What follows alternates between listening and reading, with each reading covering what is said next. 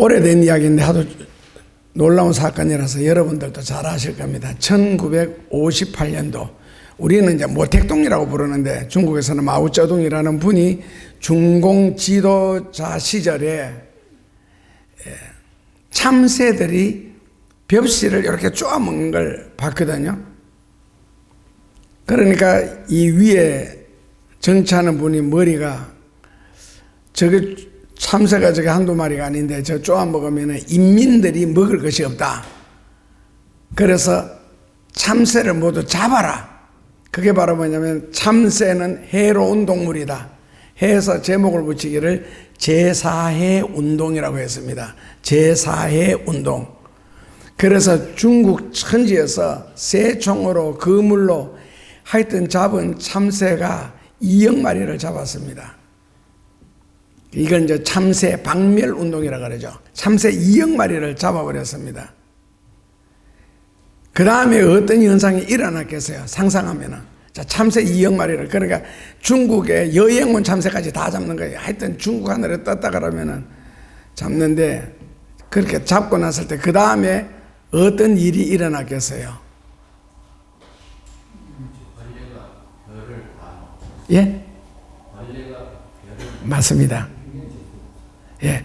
그래서 참새를 잡고 난 뒤에 고해부터 그 이듬해 중국 인민 4천만 명이 굶어 죽었습니다. 왜냐하면 참새를 잡고 나니 각종 벌레들, 메뚜기들, 해충들 이런 것이 벼를 참새가 먹는 것보다 더 많이 먹어버렸어요. 그 참새가 없으니까 이런 해충, 곤충들, 메뚜기들 이런 것들이 때로 몰려와가지고 곡식들에게 엄청난 피해를 주었습니다. 그래서 인간이 자연에 개입을 하게 되면은 그 자연은 절대로 인간을 용서하지 않는다. 우리말 바꾸면 이제 저주를 준다는 뜻이지요. 그리고 자연은 자연의 원리에 의해서 이제 우리에게 그런 놀라운 일을 하는데 사람이 살면서 누차 이야기하는데 잔머리 절대로 굴리면 안 됩니다. 참새가 지금 당장 벽실을 쪼아먹으니까 저 인민들이 먹을 쌀을 참새가 먹는다. 그러므로 참새가 없으면 쌀이 그만큼 남을까도 이게 바로 잔머리라는 거거든요. 그 자연의 원리는 뭡니까? 같이 사는 세상이잖아요. 그 참새 입장에서는 되게 억울하잖아요. 내가 먹은 들 얼마나 먹는데 그 얼마나도 굉장히 많습니다. 수가 워낙 많으니까요. 그래서 요것만 없으면 요거 잘 될 것이지 잔머리 절대로 굴리면 안 되고, 그리고 성경에는 우리가 생활을 할 때 이거 살림산다 그러잖아요. 그러니까 살림을 사는데 원래는 살림을 산다. 살림이 아니고 뭐라고요? 발음이 정확하게 살림. 살림이 아니고 살림입니다. 누군가를 살리는 거. 그러니까 세상을 살면서 다른 사람을 살리기 위해서 베풀고 섬기는 사람들은 상당하게 인생은 이제 오늘 본문 성경 내용이 그건데 하는데 자기만 살기 위해서 이렇게 잔머리 굴리는 사람이 있잖아요. 내가 돈을 움켜쥐면 내 돈이 된다. 이런 식으로 잔머리 굴리면은요, 좀 이따 그 잠언 성경 구절에 의해서 나오겠지만은 점점 고통을 당할 뿐이라 그랬습니다. 오늘 성경 11장 1절의 말씀에 뭡니까? 너는 너 식물을 물 위에다가 던져라. 물 위에 던지면 어떻게 되겠어요? 안 되는데 떠내려가 버리잖아요. 그리고 식물이 뭡니까? 너는 너 식물을 물 위에 던져라. 식물이 뭐예요?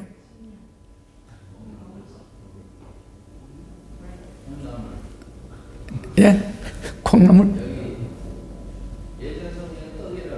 예, 떡이 맞습니다. 식물이라는 가장 정확한 번역은 성경 배경상으로는 떡이 맞고요. 그 다음에는 이제 조금 넓게 해서 여러분들이 지금 대답하신 식량, 음식 뭐 이런 겁니다. 그걸 물 위에다가 버려라? 왜 물 위에 버려라 했을까?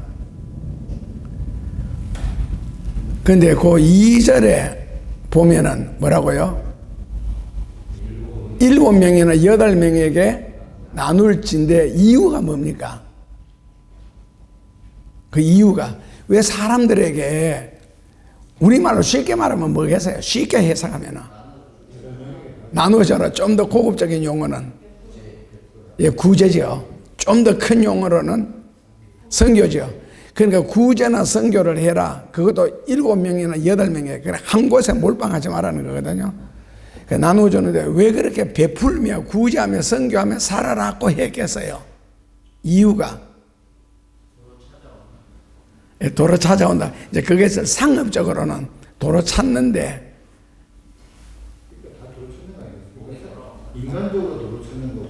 예, 그러니까 법적으로도 도로 찾는 거죠. 예. 그렇으니까 하나님이 주신. 네네. 그래 그것을 성경에는 상업적인 해석이라고 합니다. 상업적인 해석을 하면 그게 되는데 성경에는 그보다 더 큰 의미가 있습니다. 곧 다음 줄에 나오잖아요. 성경 보고 대답 안 하고 전부 지어내려고 해서네. 뭐라고요? 재앙이 땅에 닥치기 때문에 우리말로 다시 바꾸면은 재앙은 한자로 바꾸면은 환란 그리고 화 이게 재앙이거든요. 그러니까 이 세상에 무슨 환란이 무슨 화가 무슨 재앙이 임할지 너가 알지 못하기 때문에 그럼 어떻게 살아야 된다? 베풀며 살아라는 거거든요. 그러니까 뭐 계시록의 환란이 다니엘서의 환란이니 우리가 환란 재앙 휴거 이런 말을 굉장히 많이 하는데 전도서에서 솔로몬을 통해서 하나님이 환란 날 재앙의 날 앞으로 너에게 언제 임할는지 모른다 다가왔을 때 거기에서 살아남는 방법이 뭐냐 그게 바로 좁게는 구제고 넓게는 선교고 더 좁게는 밥 한 그릇 같이 먹는 겁니다. 베푸는 거죠. 왜? 재앙이 환란이 언제 너에게 닥칠지 모르기 때문에 그렇습니다. 음식을 버리라는 말씀이 무슨 뜻이냐면 환란과 재앙을 앞두고 음식을 버리는 생활을 하라는 겁니다. 그래서 오늘 본문 1절에 본질적인 문제가 뭐냐? 식물을 왜 물 위에 던져야 되느냐? 이유는요. 그러니까 이제 성경적인 배경을 보면은 내가 하나님을 믿고 그리고 우리가 잘못을 하면 회개를 하는데 회개를 통하여서 하나님과 내가 본질적인 관계를 회복하는 거 있잖아요. 하나님은 아버지, 나는 그분의 자녀. 이 본질적인 회복을 했으면은 그 하나님의 자녀, 신자가 이 땅에 꼭 살면서 어떻게 살아야 하는지의 삶의 자세를 해주는 게 바로 뭐라고요? 땅에다가 물 위에다가 식물을 빵을 떡을 음식을 던져라 즉 베풀며 살아라는 거거든요. 그러니까 하나님을 아버지라고 부르고 산다면은 남을 살리는 일에 살리는 일에 수고를 해라는 뜻입니다. 그러니까 이 말씀을 하시는 전제는요 하나님의 심판 환란이나 재앙은 심판이거든요. 심판을 전제로 해서 선한 사업, 선한 일, 선한 행동 이것은 하나님의 자녀로서 반드시 이렇게 살아야 된다 하는 그런 뜻으로 명령형으로 말씀을 하셨죠. 너 식물을 물 위에 던져라. 여러 날 후에 시간이 지난 후에 다시 찾으리라는 겁니다. 그러니까 찬송가에 보면은 주에게 부탁하신 일 천사도 흠모하겠네 하는 이 찬송가 있죠. 천사가 우리 보고 되게 부러워하는 거 있답니다. 천사도 못하는 일. 그게 뭐겠어요? 천사가 부러워하는 거. 크게는 두 가지가 있고요. 한 가지로 대답해도 되는데 천사도 흠모하겠네. 흠모할 정도로 살아있는 하나님의 자녀들을 사모하는 부분이 있습니다. 뭐냐면 첫째로는요. 전도. 둘째로는 구제, 선교. 왜 이건 천사가 할 수 없는 일이거든요. 천사가 땅에 내려와서 전도할 수도 없고 천사가 남에게 뭐 밥 한 그릇 대접할 수도 없다는 뜻입니다. 그래서 천사가 흠모하는데 흠모하는 이유는 뭐냐? 전도나 선교나 이 구제가 남에게 베푼다는 게 그렇게 귀한 일이고 아름다운 일이기 때문에 귀하고 아름답다는 이유는 베풀었다, 선교했다, 구제했다 그게 끝나는 게 아니고 그걸 했을 때 그 다음에 일어나는 다가오는 현실 때문에 그렇습니다. 그래서 천사가 그걸 아니까 그렇게 부러워하는 거예요. 천사가 내가 만약에 사람이 된다면 내가 열심히 전도하고 열심히 구제할 것이다 이런 생각을 하는데 자기가 사람이 될 수가 없으니까 그래서 천사도 부러워하는 일, 전도하는 일, 구제하는 일입니다. 왜냐하면 결국 환난 날, 재앙의 날이 우리 앞에 다가올 때에 그때 사는 비결이 뭐냐? 준비하는 자는 다 산다는 거죠. 이거는 꼭 성경뿐만 아니고 하나님께서 하신 말씀뿐만 아니라 일반적인 종교라 그래야 될까, 학문이라 그래야 될까. 그런데도 보면은요, 앞으로 이 세상이 무너지고 대재앙이 다가왔을 때는 하늘이 선한 일을 한 사람들은 특별하게 보살펴준다. 그러니까 하늘이 끊임없이 살피고 있다는 거죠. 누구를 보호해 줘야 되고 누구를 살아남겨야 되느냐. 그렇기 때문에 결국에는 하늘도 내려다보고 있다가 우리나라에는 1998년도 9년도 그때입니까? IMF라는 게 있었잖아요. 그때 회사에서 상당하게 많이 잘랐잖아요. 그때 내 사촌 동생도 한전에 총무부 거기에 와 인원 다스리는 게 있잖아요. 그래서 자기 밑에 직원뿐만 아니라 한전 전 직원 중에서 상당하게 많은 숫자를 뭐 명퇴를 시켰다 그러나 강퇴를 시켰다 그러나 강제퇴직을 시켰는데 하면서 저 사람도 다 가족이 있을 텐데 그것을 생각하면 우리말로 이제 가슴이 찢어진다 하는 그런 심정으로 다 전했거든. 근데 야, 그 닥치는 대로 다 그렇게 잘라내면은 한전이 돌아가나 했더니 내보고 형님, 일 잘하는 사람 누가 자르겠어요? 그러니까 평소에 직원 한 명 한 명이 다가 예를 들어서 우리나라 같으면 공무원들이 돈을 어떻게 썼는지 500원짜리 하나까지라도 다 자료가 남아있다거든요. 근데 평소에 드러내면은 문민정권이 들어섰을 때 뭐 멀쩡한 공무원들이 한 명도 없으니까 특히 그 중에는 위생부라 그럽니까? 그리고 건축 분야 계통에는 다 그러니까 다 잘라야 되니까 그래서 그냥 덮고 넘어간 거거든요. 그러니까 형님 중에 한 분이 내 세대니까 옛날 이야기죠. 공화당 시절 있잖아요. 1970년대. 그때 조직부 차장을 지냈어요. 공화당에서. 조직부 같으면은 쉽게 말하면 국회의원들이 줄 서는 자리. 왜냐하면 누가 어느 부서를 보내는 거에 따라서 이제 생기는 돈이 엄청나니까 그걸 내서니까 막강한 권리죠. 그때 이야기하더라고요. 공무원들 500원짜리 동전 하나 사용하는 것도 다 알고 있는데 사건 터지면 이제 확 벗겨버린다는 거죠. 지금은 그냥 덮어두고 모르는 척하고 지나갈 뿐이지 모르는 것은 절대로 아닙니다. 다 안답니다.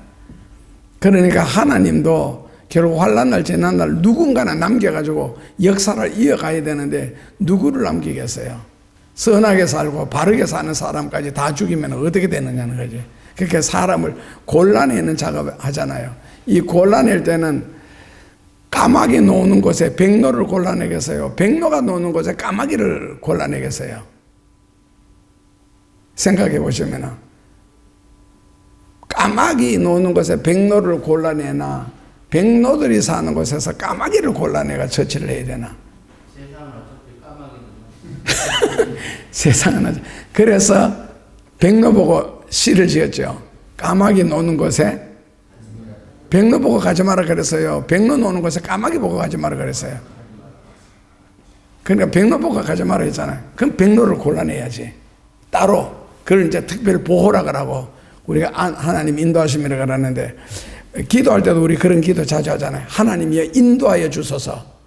그런데 하나님은요 밤낮으로 끊임없이 불기둥 구름기둥으로 선민들을 인도하는데 그 인도하는 그 중에 불기둥 구름기둥 밑에서 300만 명이 다 죽었습니다.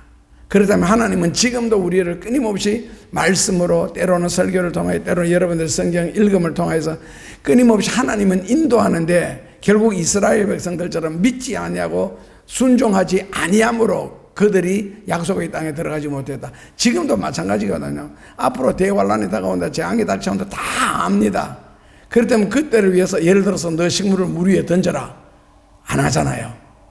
결국 선교나 구제를 통하여서만이 그날을 준비할 수 있고 하나님의 눈에 띌 수 있는 행동을 할 수가 있는데 이거 해야 됩니다. 지금은 편안하니까 괜찮은데 막상 그날이 다가왔을 때 사람이 왜 운짐 단다 그럽니까? 지금도 밖에 사이렌 소리 들리잖아요. 제가 기도실에 앉았으면 저 소리 밤새도록 들리거든요. 새벽에도 들리고 그럴 때마다 저 사이렌 소리 들을 때마다 하나님 내 살아생전에 내가 살아있는 동안 저런 차는 타지 않게 하여 주옵소서. 저 둘 중에 하나일 거예요. 분명히 불자동차나 119나 아니면 뭐 경찰들 달릴 때는 저 소리 안 내고 달리더라고. 급하지 않으면은. 그러니까 저런 차는 타지 않게. 그리고 인생을 살아가면서 화급한 일은 생기지 않도록. 그게 돈 문제든 건강 문제든 인간관계 문제든지 간에 이 우리나라 말로 바꾸면은 사람이 너무 다급하면은 생똥을 산다 그러거든요. 소화되지 않는 음식이 바깥으로 사는 그걸 생똥이라고 하는데 냄새 지독하게 나죠. 그런 일은 생기지 않게 하여 주옵소서. 저 소리 하나 들으면서도 그냥 안 보내고 기도실에 앉아가지고 그 기도를 하고 앉았습니다. 그럼 내만 안 급하면 됩니까? 가족들이 안 급해야 되고. 그리고 더 좋은 말로는 뭐 여러분들도 저런 일이 안 생겨야 나보고 신방 오라 소리를 안 할 거 아니에요. 아유 신방가 가려고 하면 씻어야 되지, 운전해가 가야 되지. 그러니까 그게 귀찮으니까 하나님 우리 교우들 적어도 제게 맡겨주신 영혼들에 대해서는 갑작스럽게 뭐 사고가 났다, 뭐 어디에 처박았다, 박았다, 죽였다 이런 일이 안 생기도록. 그리고 나니 한 해 지나면서 작년 한 해도 그렇게 다급하게 신방 가본 적이 있고 재작년 한 해도 지금까지 목회를 하면서 하나님이 내게 다급한 일은 별로 안 생기게 주셨어요. 해 주신 것 같은 게 아니고 돌아보니까 참 편안한 목회 일생을 살아오도록 그렇게 해주셨는데, 그러나 세상에 작은 일 하나 보면서도 영적으로 성경적으로 연결해가지고 내한테 정리해서 기도로 딱 처리해서 하나님 앞에 맡기면은 그 다음에는 인생을 참 편안하잖아요. 그래서 쉬지 말고 기도가 가능하지 않겠나. 꼭 무릎 꿇고 형식을 갖춰야 되는 것이 아니라 그냥 사이렌 소리 들리면 사이렌 소리 듣고 저기 맞춰서 그냥 기도를 하면 되니까. 그리고 지금 보살펴 주시고 인도해 주시는 거 감사하다고. 하나님은 끊임없이 우리를 어떠한 곳에서든지 인도해 주시는데 오늘 찬송가도 참 좋잖아요. 무슨 일이 닥칠지라도 내가 하나님 앞에 바르게 살면 하나님 우리를 보호해 주신다고. 바르게 사는 게 전제지요. 불순종하고 원망하고 그러면 이제 거기서 뭐 찝혀 나오는 거지. 쪽집게로 뭐 흰머리 가락 뽑듯이. 그러니까 하나님은 끊임없이 하나님이 나를 인도하여 주옵소서. 그런 기도는 오히려 신뢰되는 것 같아요. 하나님은 끊임없이 나를 여러 가지 모양으로 생활 속에서 뭐 하다못해 길에 지나가다 전봇대 박치기 한번 하거나 돌에 걸려서 엎어지는 순간에도 우리는 하나님 하잖아요. 그러니까 끊임없이 인도하는데 내가 불순종하고 내가 믿지 아니함으로 마치 하나님이 나를 인도해 주지 않는 것처럼 기도를 한다는 것은 이 불경죄 같은데, 그러니까 앞으로 인도하여 주옵소서. 이 기도 보다가는 내가 믿음으로 바르게 살게 하여 주옵소서. 말씀대로 순종하고 믿게 하여 주옵소서. 이것이 훨씬 더 성경적이지 않나 싶은 생각이 듭니다. 그렇다면 환난과 재앙이 다가왔을 때 어떤 사람이 살아남느냐? 만약에 우리가 믿는 하나님이 살아계신 하나님이고 이 성경이 그분의 말씀이라면은 그분은 욥기나 시편에 있는 것처럼 다 보고 계시고 다 듣고 계시고 다 알고 계시는 하나님. 거기에 맞춰서 역사하신다고 했는데, 모든 우리의 행위를 관찰하신다면 재앙의 날에 어떤 자들을 하나님이 과연 특별하게 보호해 주셨다가 성경적으로 뭐 도피성에라도 가게 해 주셨다가 끝난 후에 그 지문에서 다시 쓰시는 하나님. 그래서 하나님은 공의의 하나님. 아무나 막 지켜보였다가 아니죠. 그 속에서 희한한 놈 섞여 놓으면은 나중에 천국도 시끄러울 거라고. 새하늘과 새 땅이 펼쳐졌는데도. 그래서 4절 말씀에 앞날에 세상에 어떠한 재앙이 임할는지 알 수 없다. 2절 중간에 끝에도 재앙이 언제 임할는지 너희가 알 수가 없다. 그래서 세상에서 가장 확실한 자세는 꼭 세상에서 해야 할 일을 우리에게 하나님이 제시하는데 그게 바로 뭐라고요? 식물을 물 위에 던지는 거예요. 즉 구제한다. 누구를 도와준다. 그래서 그냥 철학적으로 표현하면은 내가 인생을 가장 가치 있게 사는 방법이 무엇이냐 했을 때에 그렇게 대답을 합니다. 지금 내 앞에 있는, 지금 내 가까이 있는 사람에게 친절을 베풀어라 그럽니다. 동네에 있는 것도 아니고 멀리 있는 사람도 아니고 지금 내 앞에 있는 사람에게. 그것이 인생을 가장 가치 있게 보람 있게 사는 방법이랍니다. 그래서 물 위에 식물을 던지는 것이 그만큼 중요한 일이고 인생에 꼭 필요한 일이고 환난 때 꼭 필요한 일입니다. 그렇다면 물 위에다 식물을 던지라는 말씀을 첫째로는 아까 말씀하신 상업적으로 해석을 해보면은 식물을 물 위에 던져라, 생각 없이 막 뿌려라 이런 뜻 아니잖아요. 목적이 있게 뿌려야 되는데 장사하는 이유는요, 돈을 벌기 위해서 한다. 우리가 돈을 벌기 위해서는 뭐라고 반드시 투자를 해야 된다. 그러니까 투자를 안 하고 돈을 벌려고 한다면은 그런 일은 세상에는 아마 없을 거고요. 그래서 이 당시에는 이제 배를 타고 항해를 많이 하는데, 그러니까 이 배를 타고 항해를 나갈 때에 꼭 음식을 싣고 가는데 먼 길을 떠나는 배가 과연 무사히 다시 돌아올 수 있겠느냐? 무사히 돌아올 수 있기 위해서는 배를 타고 나가기 전에 너 재산을 어딘가에게 부탁하라는 거죠. 너 재산을 어딘가에. 이스라엘 백성들은 주로 돌 많은 밭이죠. 주로 논이 잘 없으니까 거기다 보물을 묻고 갔거든요. 근데 이제 여기는 7이나 8에게 베풀어라. 그러니까 세상에서 그러니까 어려운 사람들, 힘드는 사람들을 이렇게 한두 번 도왔다가 나중에 그 사람들이 그 어려움에서 도움을 받고 잘 자라서 학교를 다 졸업하고 사업을 해서 크게 잘 된 사람들 꽤 많은데, 그랬을 때 내가 내 사업이 망하여 갈 때 이제는 뭐 부도 처리할 수밖에 없다, 이제 파산해야 된다 할 그때에 이 사람이 나타나가지고 그 회사를 건져주는 엄청난 돈을 통하여서, 왜냐하면은 그동안에 나를 도와주신 것을 지금 나타난 것이 아니라 내가 찾았다는 거거든요. 당신을 이 은혜를 갚기 위해서 찾았는데 막상 와보니까 그렇게 되어 있으니까 이제는 제가 돕겠습니다. 그런 거. 그러니까 해피엔딩으로 끝나는 일들이 참 많은데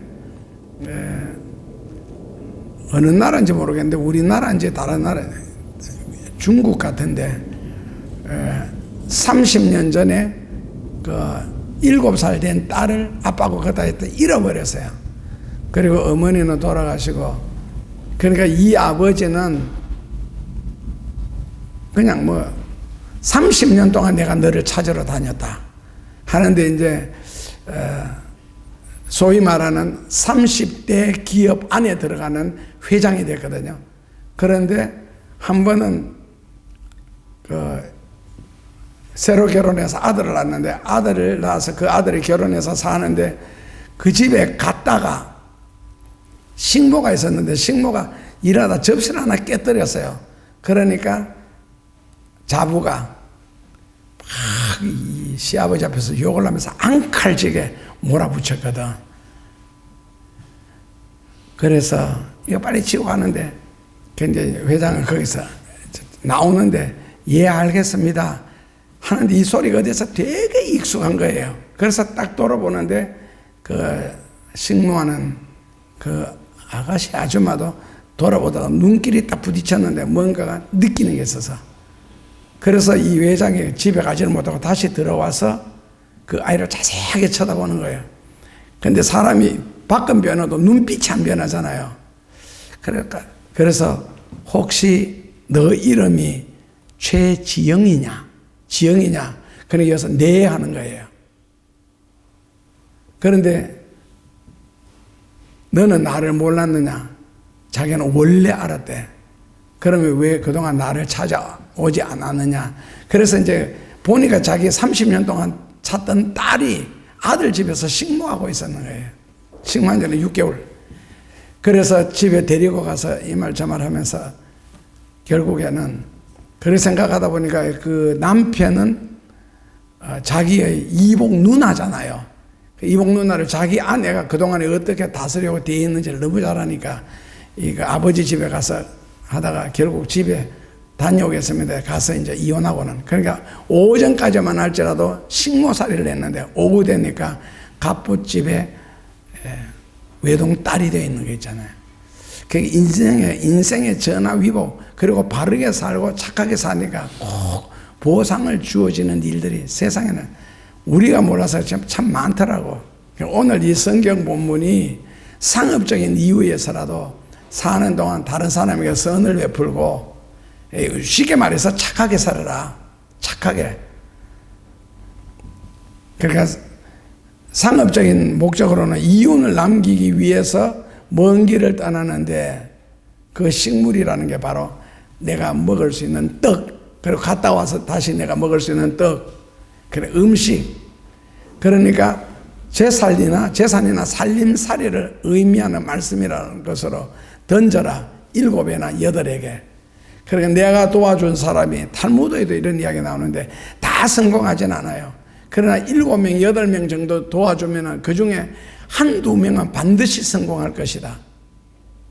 그래서 베푸는 삶의 목적을 저놈이 나중에 보니까 성공할 것 같다 해서 도와주는 게 아니라 도와주다 보면은 그 미국에서도 그런 이야기가 뜨문뜨문 간혹 나오는데 미국의 스탠포드 대학 공대로서 굉장히 유명한데 그 대학에 설립된 과정도 그렇잖아요. 길에 지나가면서 이렇게 목사님이 자전거를 타고 이제 그 학교에 출근을 하는데 그저 사탕 한 개, 껌 한 개 묶어가지고 그 베풀고 그러면서 나중에 그 영감이 죽으면서 내 재산의 아주 작은 부분을 아무런 목적 없이 내한테 친절을 베푼 저 사람에게 주고 싶다.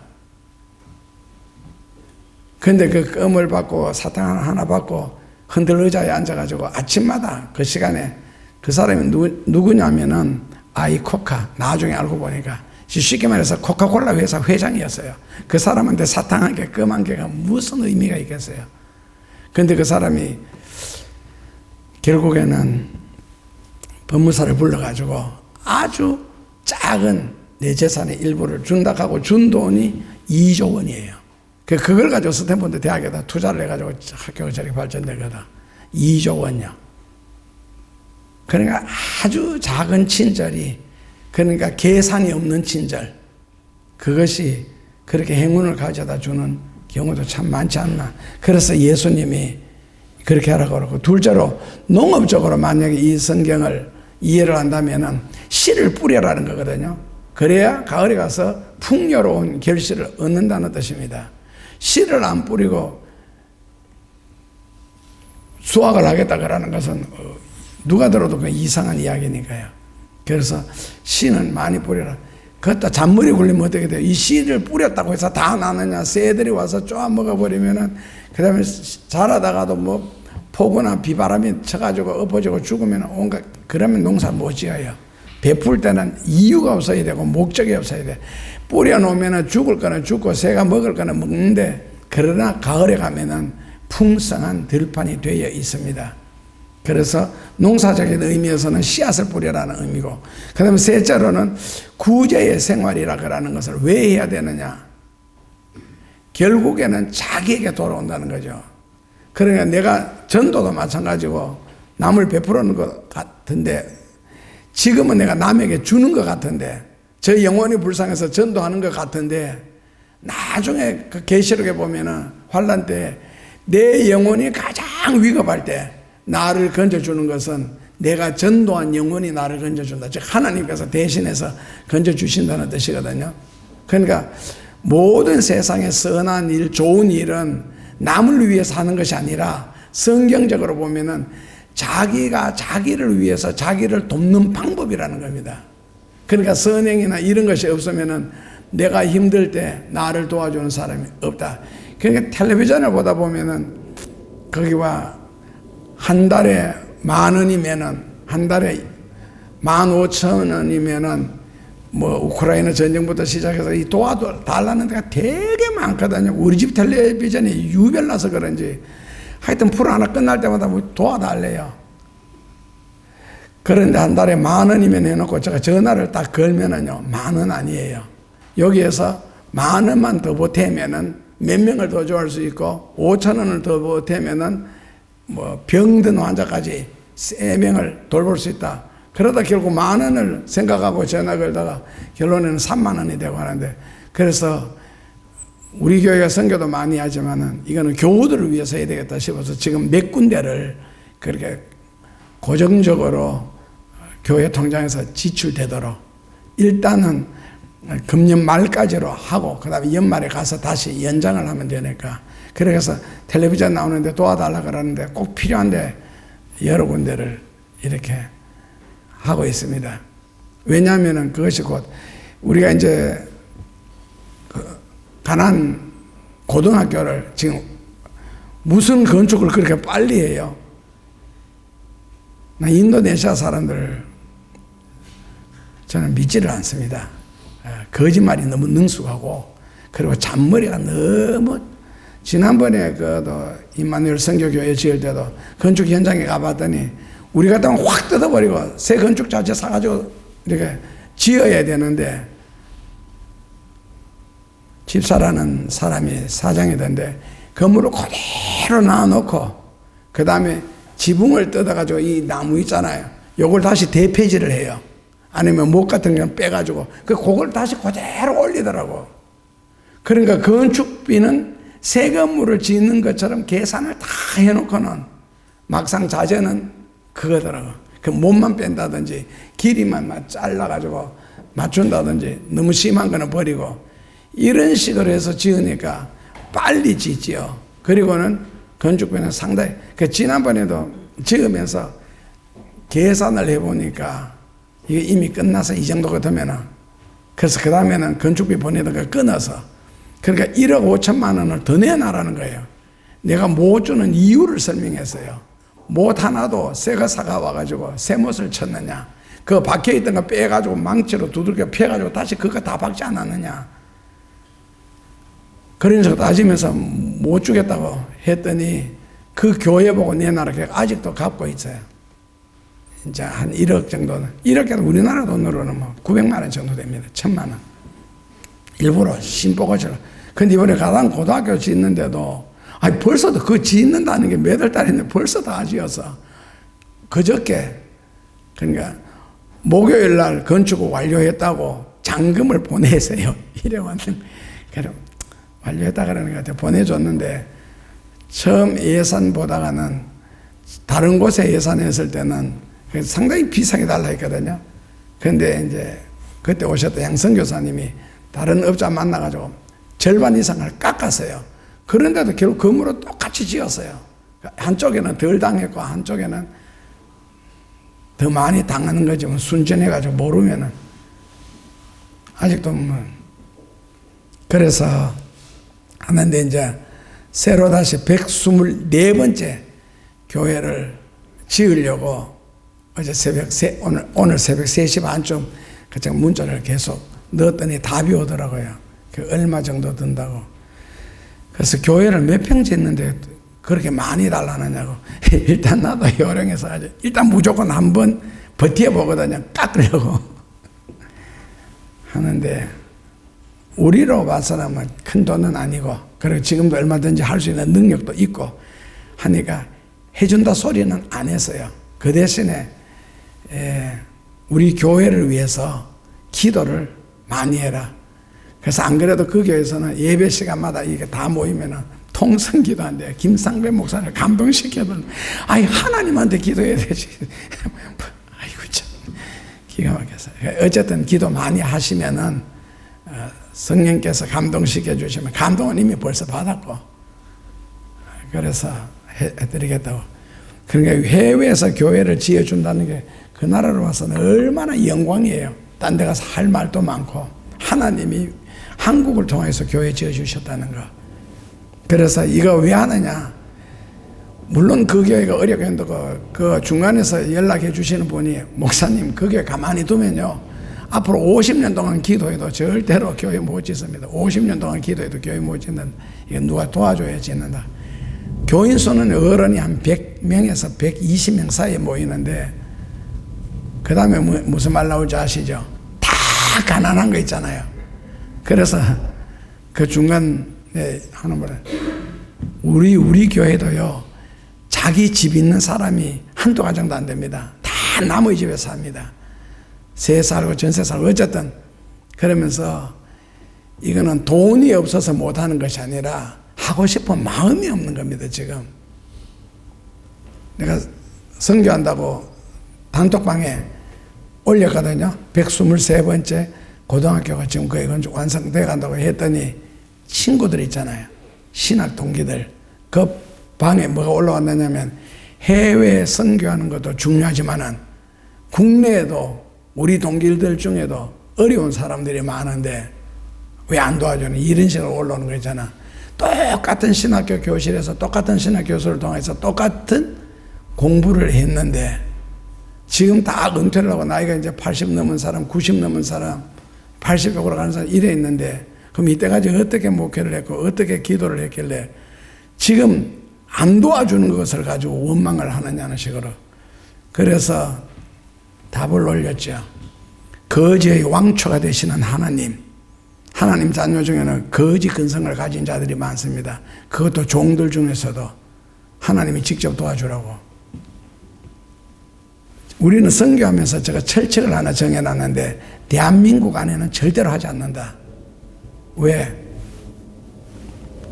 죽어도 욕을 얻어먹는 것이 한국이게.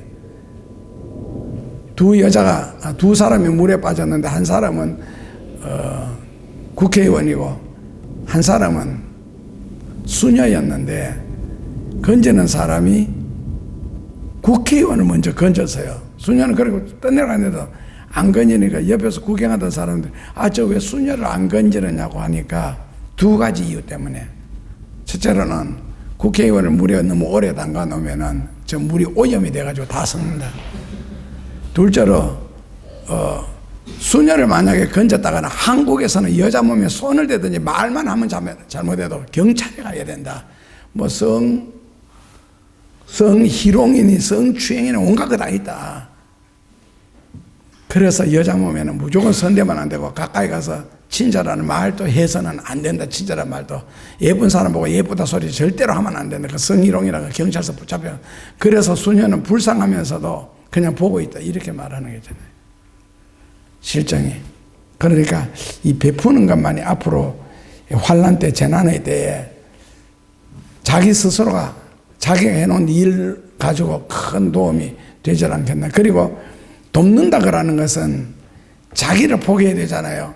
내가 먹어야 할 것을 안 먹고 남한테 주고 내가 써야 할 것을 안 쓰고 그러면서 그걸 벌기 위해서는 또 열심히 일을 해야 되는데 신이 내려다 봤을 때 자기가 살기 위해서 저렇게 힘쓰고 애쓰는 것이 아니라 남을 살리기 위해서 인생을 투자해서 저렇게 산다는 모습 자체가 굉장히 귀하게 여기는 거예요. 다 세상에는 아까처럼 까마귀 세상인데 자기 살기 위해서 자기 먹을 걸 위해서 자기 울타리 안을 위해서 희생하고 헌신하고 노력하고 사는데 남을 위하여서 자기 인생을 투자해 가면서 잠 못 자가면서 뭐 저렇게 애쓰는 모습을 보면 신이 볼 때도 참 가상한 일이다. 탈무드에 나오는 이야기입니다. 그렇기 때문에 남을 돕기 위해서 열심히 산다는 것, 손으로 움직인다는 것, 자기 쓸돈 안 쓴다. 얼마나 귀하고 아름다우고 축복된 일이냐는 겁니다. 그리고 그 손 자체가 남을 위한 손. 그러니까 내 손이 부드럽다. 그 천국에서는 저주받은 손이죠. 부드러운 손은. 굳은 살이 박혀야 되고 뭔가가 다치고 험한 모습. 그게 천국에서는 참 복된 손이지요. 그래서 전도서 성경을 전체적인 목적은 한마디로 말하면 전도서 목적이 뭐예요? 한마디로 말하면 전도서 1장 2절부터 나오죠. 헛되고 헛되니 모든 것이 헛되도다. 이 허무 사상을 가리키는 게 전도서고 특히 가을 같은데 전도서 잘못 읽으면 자살합니다. 자살하기 좋게 성경에 기록되어 있거든요. 전도서가. 그런데 그 허물을 깨달은 사람이 결국에는 어떻게 하면 인생의 의미를 갖고 살 수 있는 방법이 뭐냐, 그게 가르쳐 주는 게 바로 전도서 11장이에요. 베풀어라. 네가 안 베풀고 너만 먹으려고 하니까 인생에 허무하지. 베풀기 위해서 살아봐라. 절대로 허무하지 않고 가슴 속에서 차오르는 기쁨이 있을 것이다. 그리고 좀 더 베풀기 위해서 좀 더 열심히 살고 잠 적게 자고 더 노력한다면은 그것이 신이 얼마나 귀하게 여기겠느냐. 그러니까 하나님 앞에서 사는 사람은 니힐리즘이, 허무주의가 없다는 겁니다. 자기 위해서 사니까 항상 어느 정도 이르렀을 때 정상에, 그때 사람들이 많이 거기서부터 실망하고 죽기도 하고 그러는 거거든요. 이루었을 때에. 그래서 2절에 8명이나 7명에게 해라. 그 한두 사람도 아니고 이렇게 하다 보면 상당하게 힘이 들겠지요. 그러나 그것이 너를 살리는 비결이다. 그러나 상업적으로 본다면은 한 곳에 절대로 몰빵하지 마라. 분산을 시키라는 겁니다. 어떤 재난이 어떤 식으로 다가올지 모르기 때문에. 그런데 신학적으로 만약에 이걸 설명한다면은 많은 사람에게 선행을 베풀어라. 이거 미국의 그 헨리 포드, 포드 회사 자동차 회사 그 회장의 인생의 표대이기도 한데, 자기가 물론 어렵죠. 그 고난의 시절을 다 겪으면서도 늘 머릿속에 고민하는 것이 어떻게 하면 사람들에게 도움을 줘서 편리하게 살 수 있도록 해줄 수 있겠나. 그러니까 록펠러뿐만 아니고 카네기, 그러니까 세계적인 10대 부자들, 이 사람들 머릿속에, 그리고 그들의 글 속에 보면 항상 어떻게 하면은 누구를 도와줄까, 남을 도와줄까, 그걸 고민하다 보니까 저렇게 갑부가 되는데, 세계 10대 부자 안에들 들어가는데, 그런데 그 빙점을 썼는 일본의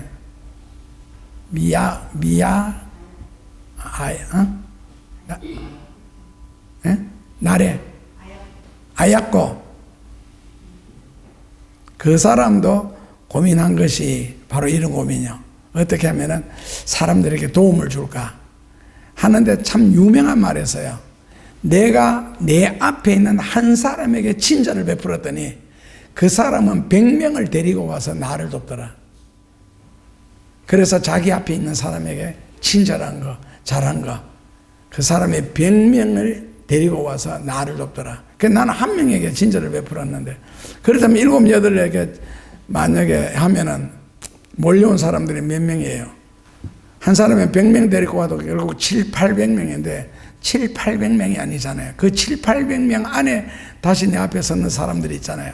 그러니까 이거는 숫자를 헤아릴 수 없는, 그래서 내가 잘 사는 비결은 베푸는 것이다. 자, 그 다음에는 이거 성경적으로 이 구절을 한번 해석해 보면은, 성경에는 7은 완전 숫자잖아요. 그 창세기 2장 3절에 보면은 하나님이 천지를 6일 동안 창조하시고 7일째 되는 날은 안식하시고 거룩하게 하시고 복을 주신 날이다. 이렇게 정의를 해놨습니다. 안식과 거룩과 축복, 이 세 단어는 우리 생활 속에서 하나님 앞에서 살아가는 사람에게는 꼭 필요한 단어들이거든요. 사람의 평안과, 그리고 하나님 앞에서는 거룩과, 그 다음에 복을 받아야 살잖아요.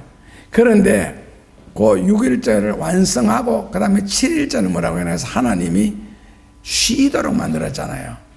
복을 완성하신 날, 그 축복의 완성이 쉬는 거고, 그 쉬는 것은 거룩, 하나님 앞에서 쉬는 것이다. 이렇게 말을 하면서 교부들은 이 성경을 어떻게 해석하느냐면은 7째 날까지 창조가 완성이 돼. 그러니까 안식까지 해야 창조가 완성이 되는 거고, 신도 그날은 쉬었다는 거죠. 완성되고, 그 다음에 8로 넘어가잖아요. 8이라는 것은 성경에 무슨 숫자의 의미죠? 8의 숫자 이미 헬라에서는 복입니다. 그러니까 창조 완성하고 거기서 생긴 것을 가지고 그 다음에 복으로 넘어가는 게 그게 8이거든요. 그래서 우리가 세상에서 탈무드에 보면 나오는 이야기인데, 이 환란 때, 재앙 때 사람이 이제 죽을 때, 그때 아니라도 지금도 죽으면서 두 가지만 하늘나라에 가지고 간다 그러잖아요. 두 가지가 첫째로는 이런 거는 알고 있어요. 생활 속에서. 사람이 죽으면 두 가지 천국에 가지고 가는 게 있대요. 죽으면서도 나를 따라오는 두 가지. 첫째로는 기도, 둘째로는 봉사, 베푼 거. 이 두 가지는 나를 끝까지 따라다닌대요. 근데 그 두 가지가 우리가 제일 귀찮아하는 거거든요. 그래서 내가 선악을 베푼 구제, 기도, 이것을 가지고 7일 동안 세상에 사는 것이 완성이고 8일째 내 세상, 그 다음에 다음 세상, 아니면 내세, 미래를 가지고 넘어간대요. 뭐 구제 베푼 것하고 기도하고는요.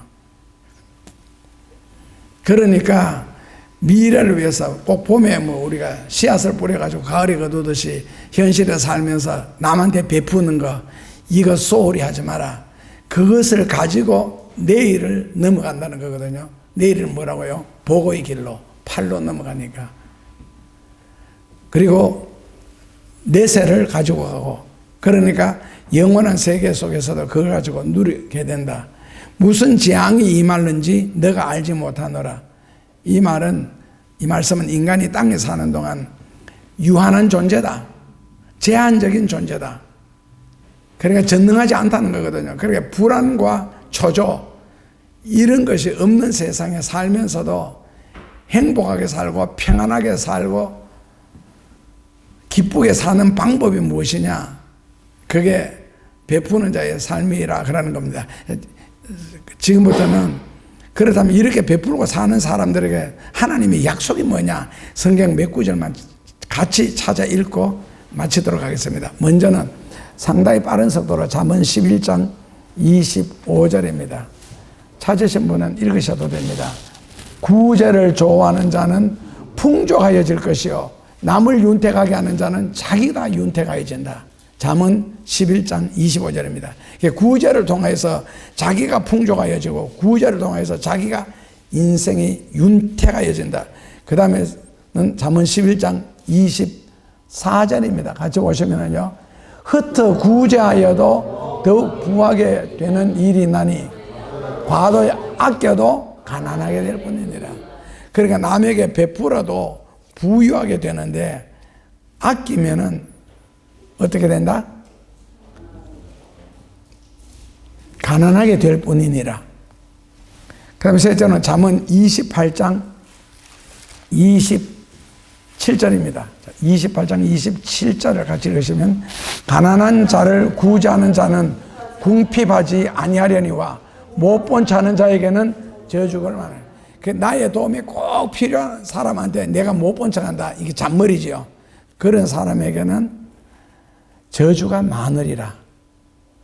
가난한 자를 구제하는 것은 구제하는 궁핍하지 아니하려니와 가난한 자를 구제하는 자는 가난하게 안 된다는 거거든. 그럼 못 본 척하는 자는 저주가 많으리라. 그 다음에는 이제 마태복음 6장 4절에 이거는 많게도 퍼뜩 찾을 수 있겠지요. 너가 구제를 할 때는 어떻게 해라? 왜 은밀하게 해야 돼요? 예, 바로 하나님이 보시기 때문에. 그러니까 베푸는 것을 자랑하려면 너 상을 이미 받았느니라. 잠언 6장 5절 3절 그렇게 나오니까 왜 아버지께서 하나님께서 갚으신다. 그러니까 내가 구제를 하는 동안 하나님은 끊임없이 빚을 지고 계신다는 겁니다. 하나님이 제일 싫어하는 거 뭔지 아시죠? 빚 지는 거. 그런데 누가복음 11장 41절에 참 좋은 말씀이 있습니다. 은혜 받을 수 있는 말씀인데 저는 뭐 은혜는 많이 받았지만 늘 미안한 마음으로 살죠. 누가복음 11장 41절입니다. 같이 읽어보시면요.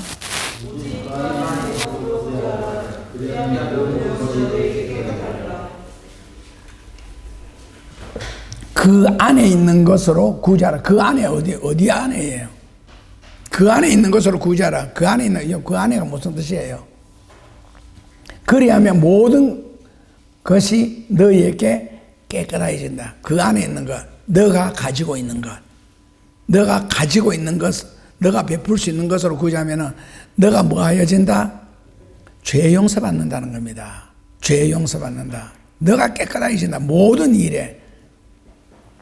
그러니까 저도 기도하면서 생각하는데 죄를 짓는 이야기를 한다면은 하나님 아버지 오늘 죄를 졌습니다. 그래 좋다. 한 번이면은 그렇게 해도 괜찮아. 그런데 저녁 때 기도하면서 하나님 아까 그제 또 지었는데요. 그 다음에 그 이튿날 또 이 같은 말 계속 반복하기가 하나님이 뭐라고 하실까? 근데 같은 말을 계속 반복한다면 일주일 간격, 한 달 간격으로 계속 반복한다면 하나님이 뭐라고 하실 것 같아요? 만약에 내가 하나님 입장 같으면 이렇게 할 것 같아. 네 낯짝 참 두껍다.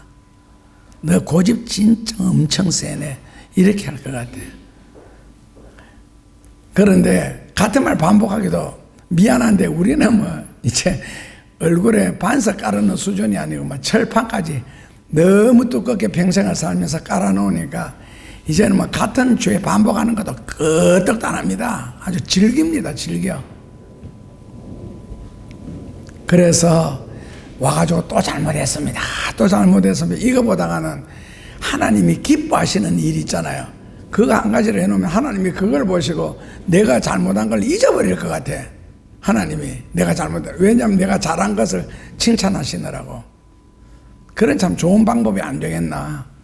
너가 가지고 있는 것으로 남을 도와준다면은 모든 것이 너에게 깨끗하여지리라. 참 멋있잖아요.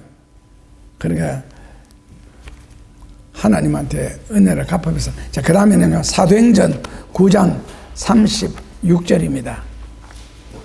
사도행전 9장 36절에 누가 나오느냐면은 다비다가 나와요. 자, 다비다 같으면 벌써 뭐 아시죠? 어떤 여잔지. 그 바느질 해가지고 먹고 사는 여잔데, 그 사도행전 9장 36절을 보시면 요바의 다비다라는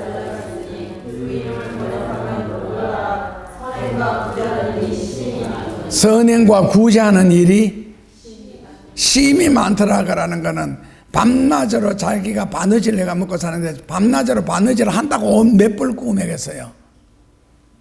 밤낮으로 한들. 그 다음에 이제 계속 한번 읽어보시면 그때에 병들어 죽음에 시차를 씻어 계속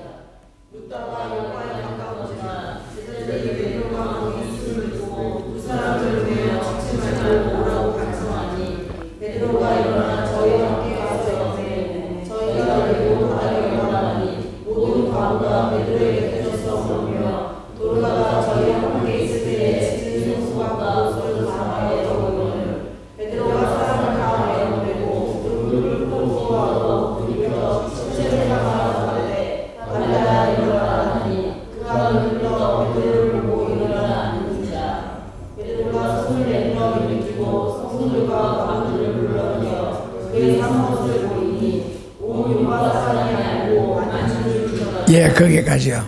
멋있잖아요. 선한 일하고 선행과 구제가 아무리 많아도 죽을 때 되면 죽고 어려움을 당할 때 되면 또 어려움을 당합니다. 누구든지.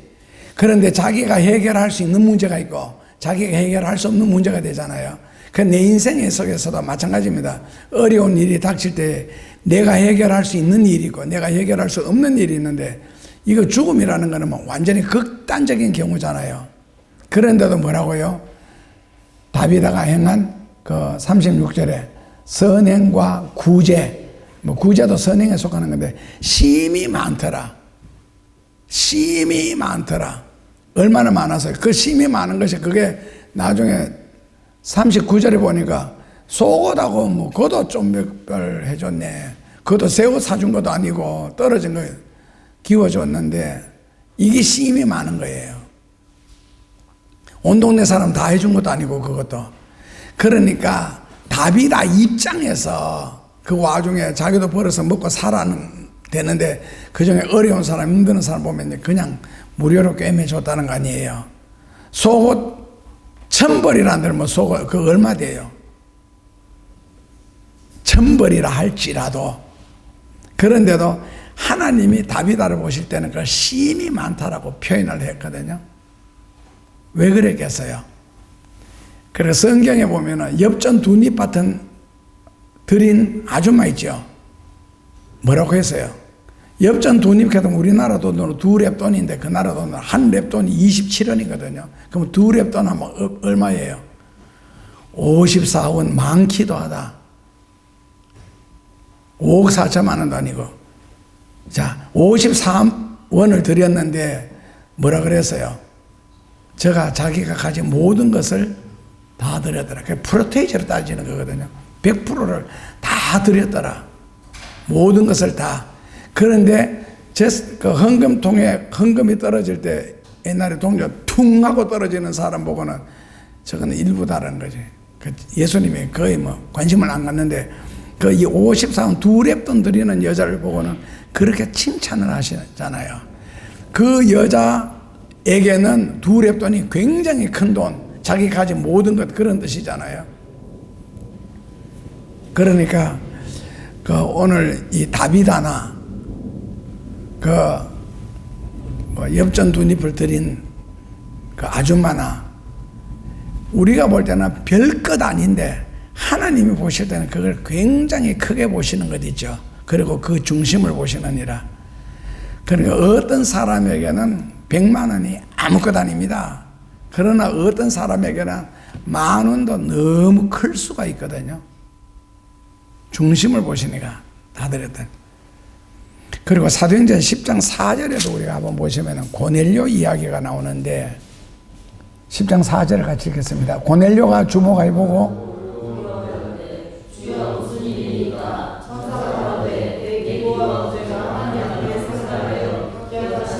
예, 그러니까 천사가 고넬료 기도하는 가운데 나타난 거예요. 그 깜짝 놀라가 주여 무슨 일이냐? 그랬더니 천사가 대답하기를 뭐라고요? 네 기도와 구제가 하나님께 상달했다. 기도와 구제가 하나님 앞에 상달되었다. 그리고는 천사가 뭐라고 이야기합니까? 베드로를 초청해다가 예배를 드려라. 그러니까 하나님이 기도 구제가 상달되었으면 기도 이루어주시고 구제로 복을 하나님이 직접 내려주시는데 왜 주의 종을 초청해서 너희 집에서 예배를 드리려 했겠어요? 창세기부터 계시록까지 원리가 뭡니까? 모든 축복은 강단에서부터 흘러나간다. 주의 종을 통하여. 그러니까 그게 선지자의 역할이고 제사장의 역할인데 그래서 사도행전 10장 31절에 같이 보시면 말하되 고넬료야 하나님이 너 기도를 들으시고 너 구제를 기억하셨다. 자, 기도는 들으시는 거고 구제는 기억하셨다가 축복하시는 것이죠. 그러니까 결국 기도와 구제라는 거 얼마나 귀한지 아시겠죠? 하나님이. 그래서 기도를 들으시고 구제는 기억하셨다. 결국 베풀어 놓은 손길이 자기를 살리게 되잖아요. 다비다 같은 경우에도 그 옷 몇 개 꾸며 줬다고 해서 그게 바로 자기가 죽었을 때 다시 살아나는. 그래서 결국 전도서에서 7이나 8 하나님이 8가지의 축복을 약속하셨다는 겁니다. 그래서 마지막으로 사도행전 20장 35절입니다. 사도행전 20장 35절 말씀에 같이 읽고 끝에만 읽어도 되는데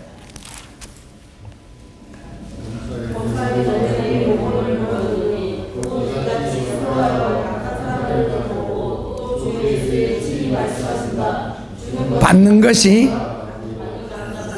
아니, 잘못 읽었어요. 받는 것이 주는 것보다가 낫다. 복이 있다 하심을 기억해야 할 때라. 내가 이걸 옛날에 개봉동에 있을 때 이거 여러분들이 받는 게 좋아요 주는 게 좋아요 그러는 대답을 안 하잖아요. 그러니까 받는 것이 주는 것보다 낫다라고 이거 번역을 잘못해서 내가 볼펜으로 지우고 고쳐서라 그랬거든. 그랬더니 아직도 그 구원사님 이름 생각난다. 국민학교 교편 생활하던 좀 투실투실한 구원사님 계셨잖아요. 앞에서 보니까 다 보이거든. 팍 지우고 다시 쓰는 거예요. 구원사님 뭐라고 썼습니까? 그러니까 목사님이 받는 것이 주는 것보다 복이 있다. 그분 굉장히 부지런하거든요. 배추 200포기를 학교에 가서 퇴근하고 밤에 와가 밤새도록 그 200포기를 김치 다 담아놓고 아침에 출근하는 이 윤 권사님이셨는데 그분이 그랬어요. 손도 크고 누가 낫다? 누가 복이 있다고요? 아니 입으로는 주는 자가 받는 자보다 낫다 하지 말고 속에 있는 진실을 기록하라고. 받는 것이 주는 것보다가 복이 또 성경에 복이 또 끝을 고치면 안 되지. 그래서 받는 것이 주는 것보다가 이거 저 습관 되겠다. 다시. 그 여러분들이 똑똑하게 크게 읽어야 내가 안 헷갈리지.